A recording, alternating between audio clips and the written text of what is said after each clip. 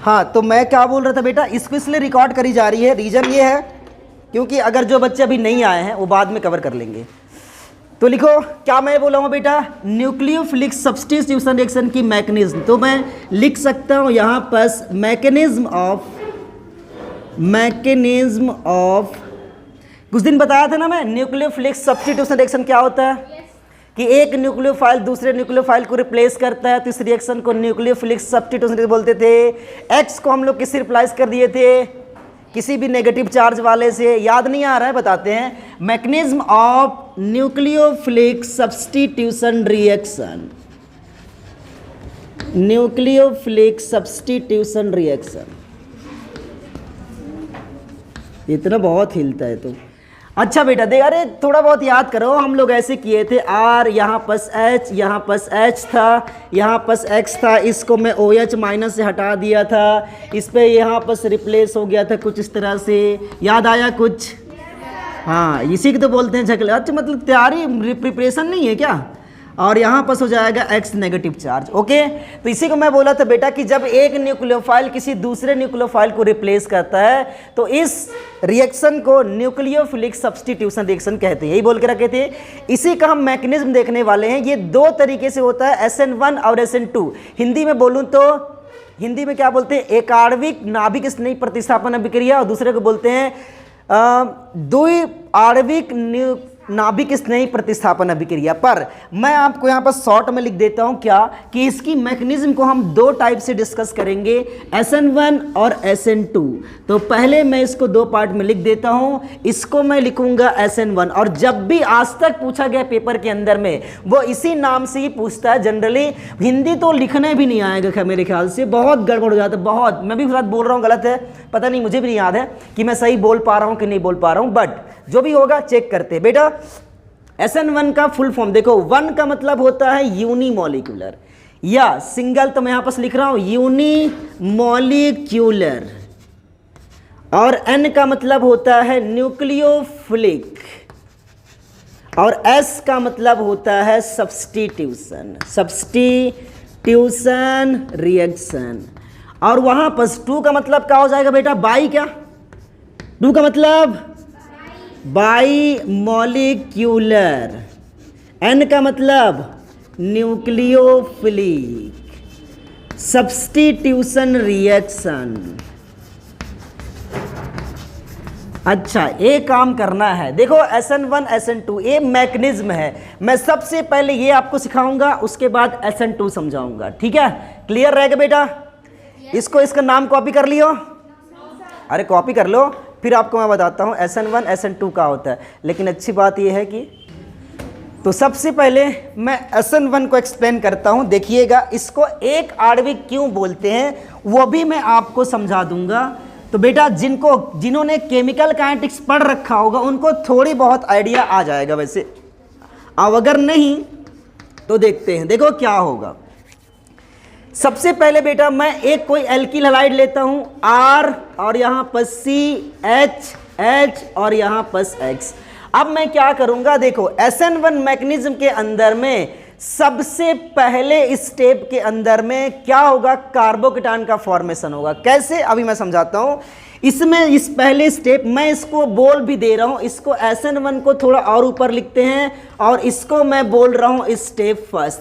इस स्टेप में ये जो X है पहले यहां से बाहर हो जाता है नेगेटिव फॉर्म में। अगर X नेगेटिव फॉर्म में बाहर होगा तो बताओ कार्बन पर कौन सा चार्ज आएगा, कौन सा चार्ज बेटा, R, और यहां पर H, इसमें आ जाएगा कार्बो। अब देखो कार्बन पे कौन सा चार्ज दिख रहा है, पॉजिटिव चार्ज, और मेरे ख्याल से इसको आप लोग बचपन में कार्बोकेटायन बोला करते थे, कार्बोकेटायन। और ये कार्बोकेटायन बेटा इंटरमीडिएट होता है, इंटरमीडिएट। अच्छा, दूसरी बात, जो पहला स्टेप है ये स्टेप बहुत स्लो होता है, और स्लो स्टेप को हम लोग केमिकल काइनेटिक्स में RDS बोला करते थे, क्या? अच्छा देख लो, स्टेप नंबर 2 क्या होता है बेटा, देखो स्टेप नंबर 2 में मैं कौन सा रिएक्शन कराना चाह रहा हूं ये मैं पहले बता देता हूं। मैं ये रिएक्शन करा रहा हूं बेटा कि ये R है, यहां पर H और यहाँ पर X है, इस X को मैं OH के साथ रिएक्शन कराना चाह रहा हूँ, तो हमको तो ज़रूर पता है कि यहाँ पर कुछ इस तरह से बन जाएगा HH, यहाँ पर बन जाएगा OH और X बाहर निकल जाएगा। इसी रिएक्शन को मैं 2 बार कराऊंगा, एक SN1 मेथड से और एक SN2 मेथड से। देखिएगा कैसे, कुछ इस तरह से। तो बेटा पहले स्टेप में तो समझ में आया कि पहले स्टेप में यहाँ से जो एल्किल हैलाइड था उसमें से X बाहर निकला, तो कौन सा क्या बन गया? कार्बोकेटायन इंटरमीडिएट बन गए। इसको माध्यमिक उत्पाद बोलते हैं हिंदी में। बट देखो आगे सेकेंड स्टेप के अंदर में यहाँ पर H और ये कार्बोकेटायन है। अब ये जो OH नेगेटिव चार्ज दिख रहा था, ये नेगेटिव चार्ज आके इस कार्बोकेटायन पर अटैक करेगा, और अगर अटैक करेगा तो कुछ इस तरह से बन जाएगा यहाँ पर OH। बताओ ये कितने स्टेप में हुआ? कितने स्टेप में? 2। तो पहला पॉइंट तो यही है बेटा कि SN1 मैकेनिज्म है वो कितने स्टेप में कंप्लीट होते हैं? 2 स्टेप में कंप्लीट होते हैं। मुझे ये बता दो इसमें क्या बन रहा है, कार्बोकेटायन या इंटरमीडिएट? बोल सकता हूँ क्या दोनों में से कोई भी? तो पहली पॉइंट तो समझ में आ गया कि ये तो पहला। दूसरा पॉइंट हम ये भी बोल सकते हैं कि इसमें कार्बोकेटायन या इंटरमीडिएट का फॉर्मेशन होता है। अब आप बोलोगे इसको, इसमें तो एक्चुअली में एक ही मॉलिक्यूल पार्टिसिपेट कर रहा, नहीं 2 मॉलिक्यूल पार्टिसिपेट कर रहे हैं, लेकिन फिर भी हम इसको क्यों ऐसा बोल रहे हैं? क्यों बोल रहे हैं बेटा इसको SN1? तो मैं समझाता हूं। देखो ये जो स्टेप है, इस स्टेप को हम स्लो बोलते हैं, और जो अभी केमिकल काइनेटिक्स पढ़े होंगे कॉलेज वालों के साथ उनको थोड़ा बहुत आइडिया होगा कि हम लोग स्लो स्टेप होता है उस स्टेप को हम बोलते हैं रेट डिटरमाइनिंग स्टेप। हिंदी में बोलूं तो दर निर्धारक पद। कैसे मैं आपको समझाता हूं बेटे। देखो मान लो 2 रिएक्शन, एक रिएक्शन बहुत फास्ट हो रहा है, एक स्लो रिएक्शन। यार ऐसे कर लो, 2 फ्रेंड हैं, 2 फ्रेंड में से एक फास्ट चलती है, एक बहुत स्लो चलती है, दोनों को एक साथ चलना है। तो आप मुझे बताओ चलने की स्पीड किस पर डिपेंड करेगा? धीरे वाले का कि आगे वाले का? सामने जो फास्ट चल रहा है उस पर कि जो स्लो चल रहा है उस पर? सोच लो सुपर। इसका मतलब ये हुआ कि अगर मैं इसका रेट का ऑर्डर डिफाइन करना चाहूं तो मैं ये बोल सकता हूं कि स्लो स्टेप पर ही हम किसी भी रिएक्शंस की रेट को निर्धारित कर सकते हैं। इसलिए इसको हम लोग क्या बोल देते हैं? Rate determining step. हिंदी में बोलूं तो दर निर्धारक पद। अब मुझे बताओ इस स्लो स्टेप के अंदर में कितने रिएक्टेंट मॉलिक्यूल पार्टिसिपेट किए हैं? कितने? कहाँ? 2। एक ना है, कितने हैं? एक ना। इसका मतलब एक मॉलिक्यूल, अब ये एटम्स है ना बेटा, मैं तो मॉलिक्यूल्स की बात बोल रहा हूँ। कितने मॉलिक्यूल्स हैं? 1। इसलिए इसको हम लोग क्या बोलते हैं? SN1 मैकेनिज्म बोलते हैं। समझ में आ गया? तो क्या क्या पॉइंट मैंने बोला? पहला पॉइंट तो मैंने ये बोला कि यह जो है वो कितने स्टेप में होता है? ये 2 स्टेप में कंप्लीट होता है। तो मैं लिख रहा हूं यह 2 स्टेप में कंप्लीट होता है। अच्छा, दूसरी बात मैंने बोला है कि इसमें SN1 मैकेनिज्म के अंदर में इंटरमीडिएट का फॉर्मेशन होता है। तो लिखते हैं कि SN1 मैकेनिज्म में, साथ में चाहो तो आप भी लिख सकते हो, मैकेनिज्म में क्या बनते हैं बेटा? इंटरमीडिएट। हिंदी में मैं लिखता हूं माध्यमिक उत्पाद। माध्यमिक उत्पाद बनते हैं। नेक्स्ट थर्ड स्टेप में, थर्ड क्या लिख सकता हूं बेटा? मुझे बताओ कि इसके RDS में कितने मॉलिक्यूल पार्टिसिपेट कर रहे हैं? 1। तो मैं क्या लिख सकता हूं कि SN1 मैकेनिज्म के क्रिया विधि बोलते हैं ना, तो आप क्रिया विधि भी लिख सकते हो। मैकेनिज्म के RDS में 1 मॉलिक्यूल पार्टिसिपेट करते हैं। 1 मॉलिक्यूल पार्टिसिपेट करते हैं। ये आपको लिखना है भाई। अगर आप ये लिख दोगे तो आपको पूरे नंबर मिल जाएंगे। और ये क्वेश्चन आता है, बहुत फेमस क्वेश्चन है SN1 SN2 मैकेनिज्म के बारे में। तो एक बार जरा कॉपी करो। क्लियर हुआ कि नहीं? अगर जहां पर भी आपको डाउट लग रहा मुझे बता दो जरा। आगे इसका ग्राफ एक बार देख लेते हैं, ग्राफ कैसे बनता है। ग्राफ हालांकि आपको जरूरत नहीं है, लेकिन फिर भी मैं आपको एक तरीका बता देता हूं। वैसे ग्राफ आप बना देना। इसको रफ करते हैं तो देखो इसका ग्राफ कुछ इस तरह से बनने वाला होगा। आप ऐसे ड्रॉ करना और इधर लिखना रिएक्शन प्रोग्रेस। हिंदी में क्या बोलेंगे भाई? रिएक्शन प्रोग्रेस को हिंदी में क्या बोलते हैं? हाँ, अभिक्रिया की दर। क्या बोलेंगे बेटा? हाँ, तो इधर लिखेंगे अभिक्रिया की दर और इधर मैं लिख रहा हूँ एनर्जी। तो इनका देखो सबसे पहले रिएक्टेंट है, इसको आपको हाई एनर्जी देना पड़ता है ताकि रिएक्टेंट मॉलिक्यूल जो यहाँ पास X था ना कार्बन के साथ, वो बाहर निकल जाए। तो शुरू में इसके एनर्जी बढ़ना शुरू होंगे और उसके बाद फिर कम होगा, फिर कार्बोकेटायन के साथ जब वो रिएक्शंस करेगा तो फिर इसकी एनर्जी बढ़ेगी और लास्ट में जाके क्या बन जाएगा, प्रोडक्ट। ठीक है, तो ध्यान देना ये जो स्टेट है दो ठोना, इस स्टेट को हम लोग बोलते हैं TS। क्या बेटा? अब बोलोगे TS का क्या मतलब है? तो TS का मतलब होता है ट्रांजिशन स्टेट, और ये जो स्टेप है इसको हम बोलते हैं इंटरमीडिएट। तो यहाँ पर मैं लिख देता हूँ इंटरमीडिएट। जिनको हिंदी लिखना हो हिंदी लिख सकते हैं। इसका फुल फॉर्म है मेरे बच्चों transition state. Transition state, okay, बहुत अच्छी बात है। अब बोलोगे ऐसा क्यों होता है, ऐसा क्यों डायग्राम बनता है? आप बोलना चाहोगे, समझना चाहोगे? देखो सबसे पहली बात हमने क्या करी है कि अभी हम समझा देते हैं बेटा यहीं पस से। देखो सबसे पहली बात ये जो तू यहाँ पस H, यहाँ पस H, यहाँ पस X। बेटा बताओ इसमें कौन चार्ज वर्ज मॉलिक्यूल दिखा देगा?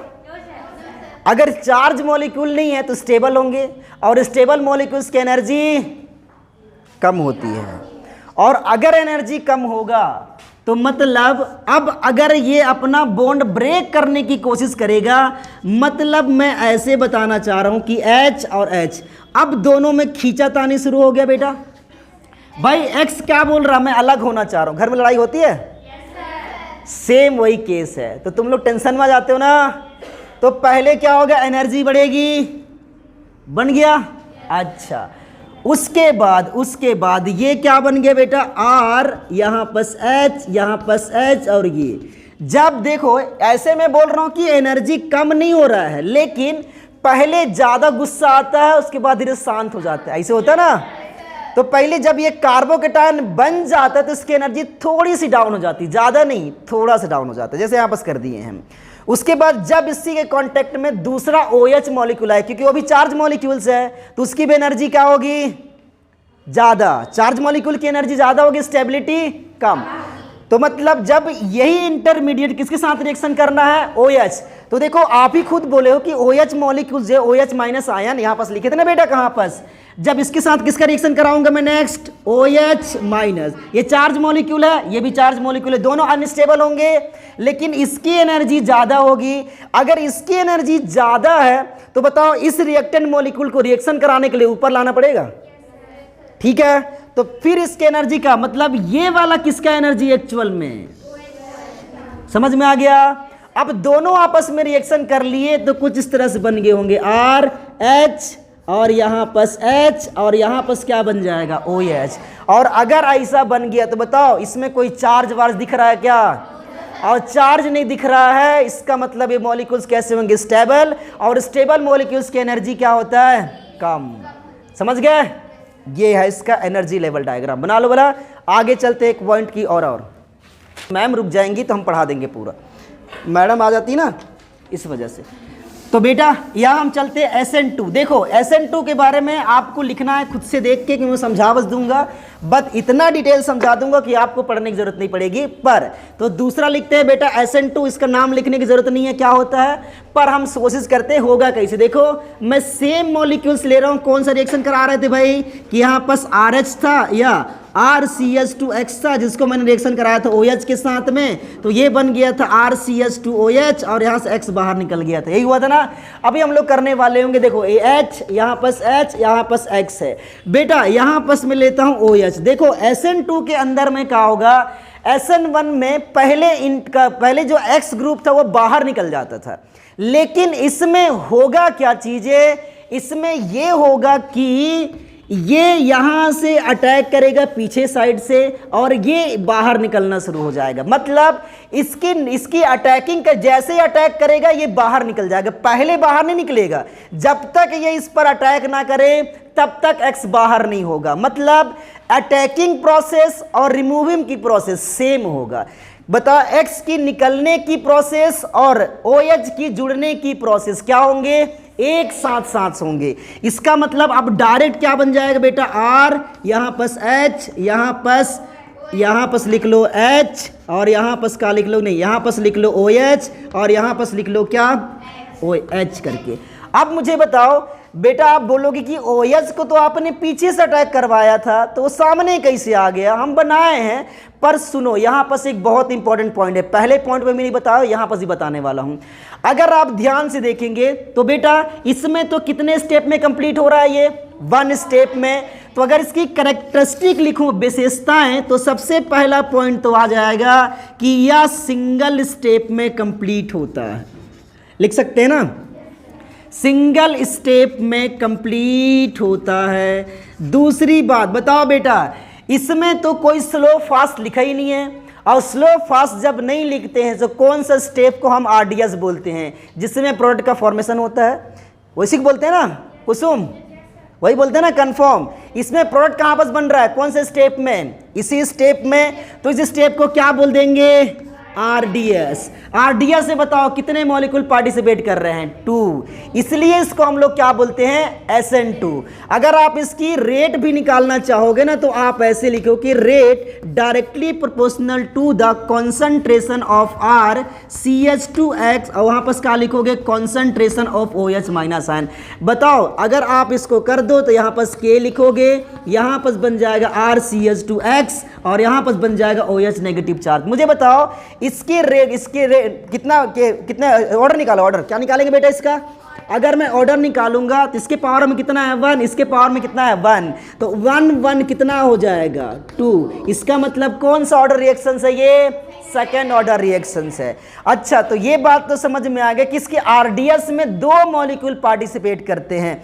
अब यहां पर खासियत देखना जो क्लास 11 के अंदर में डिस्कस नहीं करी जाती है, ये तो समझ में आया ना बेटा कि SN1 मॉलिक्यूल्स में पहले सिंगल मॉलिक्यूल पार्टिसिपेट करता था, वहां से बाहर निकलता था, जब जाके OH अटैक करता था। लेकिन यहां पर OH अटैक भी कर रहा है और OX बाहर भी निकल रहा है।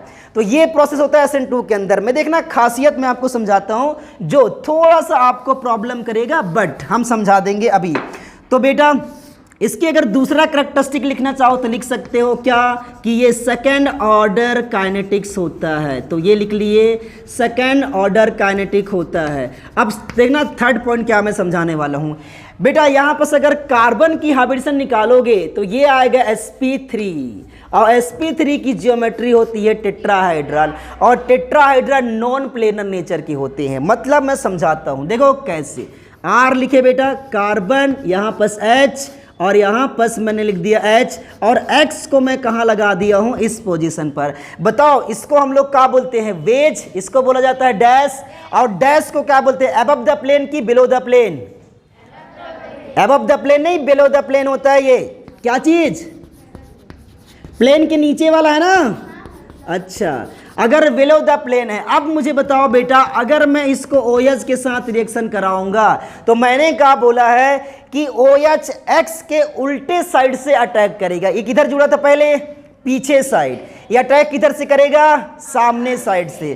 तो अगर सामने साइड से अटैक करोगे तो यहां पर क्या बन जाएगा, कुछ इस तरह से, ये हो जाएगा OH माइनस आयन, OH बन जाएगा। अब मुझे बताओ इसको हम लोग क्या बोलते हैं, वेज, और वेज का मतलब होता है अबव द प्लेन। अब बहुत लोगों को तो हवा नहीं लग रहा होगा क्या मैं बताना चाह रहा हूं, मैं समझाता हूं। अबव द प्लेन का क्या मतलब है, जिनको हाइब्रिडाइज नहीं, जिनको मैं हाइब्रिडेशन पढ़ाया हूं उनको समझ में आ जाएगा, पर समझाने की कोशिश करते। दिखाओ पेन दो, चार्ट देखा, चार्ट दे दो मुझे, आया बस 4 पेन। देखना बेटा ध्यान से समझना, बहुत इंपॉर्टेंट पॉइंट है। चकलियों देखो, टेट्राहेड्रल स्ट्रक्चर कुछ इस तरह से होता है, ऐसे एक ऊपर बनाओ। मैं इसको जो ग्रीन दिख रहा है ना, इस ग्रीन को क्या बोल रहा हूं कि इसमें X ग्रुप जुड़ा हुआ है, बीच में कार्बन जहां मैं पकड़ा हुआ हूं, बाकी ये हाइड्रोजन हाइड्रोजन हाइड्रोजन, ये क्या है, X ग्रुप। अब देखो बेटा इसको मैं ऐसे तुम्हारे साइड से दिखाता हूं, ये तुम्हारे साइड आते हुए दिखाई दे रहा है, मतलब ये प्लेन के ऊपर होगा। अगर मैं ऐसे बनाऊं तो प्लेन के ऊपर है ना, अगर इसको ऐसे बना दूं तो, अभी बताओ X कहां है, बिलो द प्लेन, नीचे की ओर। अब OH किधर से अटैक करेगा, इधर से, इधर OH आके जुड़ेगा और यहां से ये बाहर चला जाएगा। तो बताओ OH कहां जुड़ा, एबव द प्लेन। लेकिन बाई चांसेस अगर आप इसको ऐसे करके देखते, मतलब अगर एक्स ग्रुप कहां जुड़ा होता, एबव द प्लेन, तो OH कहां जाके जुड़ता, बिलो द प्लेन। इसका मतलब ये हुआ कि इस प्रोडक्ट की स्ट्रक्चर या उसकी जियोमेट्री बोलूं या मैं बोलूं स्टीरियोकेमिस्ट्री, इसकी स्टीरियोकेमिस्ट्री पर डिपेंड कर रहा है कि नहीं, कर रहा है ना भाई। अगर x नीचे है तो ऊपर से जुड़ेगा, अगर ये ऊपर है तो कहां जुड़ेगा, नीचे की ओर। इसका मतलब प्रोडक्ट कैसे बनेगा वो डिपेंड करता है कि रिएक्टेंट की स्टीरियोकेमिस्ट्री कैसा है। क्लियर हो गया, ये बात मैं आपको समझाने वाला हूं। तो लास्ट पॉइंट, एक और पॉइंट लिख लेंगे यहां पर बना के, देखना क्या लिखने वाले बेटा, मेरे पास जगह नहीं है, यहां पर आप लिख लीजिएगा कि प्रोडक्ट की स्टीरियोकेमिस्ट्री, कहां पर लिख दूं, ऊपर लिख दूं, हाँ ले लो पेन, ऊपर में लिख लेना बेटा, प्रोडक्ट की स्टीरियोकेमिस्ट्री, प्रोडक्ट की स्टीरियोकेमिस्ट्री, पूरा लिखावो ना करा है, स्टीरियोकेमिस्ट्री, रिएक्टेंट की स्टीरियोकेमिस्ट्री पर शॉर्ट में लिख रहा हूं, रिएक्टेंट की स्टीरियोकेमिस्ट्री पर डिपेंड करता है, यहां पर लिख लेना, डिपेंड करता है। ओके बेटा, इतना आपको लिखना है। लेकिन एक बार आओ सुन लो सुन लो सुन लो ना बेटा, मैं पहले वाले में डिपेंड करेगा कि नहीं, पहले वाले में डिपेंड करेगा कि नहीं। पहले में क्या था, ऐसे ऐसे ऐसे ऐसे एबव द प्लेन जुड़ा हुआ, तो उसमें अभी यहां से निकल के चला गया, पहले निकल गया, तो इसकी हाइब्रिडेशन बन जाती है sp2। मैं क्या बताना चाह रहा हूं, पहले कॉपी कर फिर समझाता हूं, हालांकि मैं समझाने की कोशिश किया हूं। ये क्वेश्चन है बेटा इसका,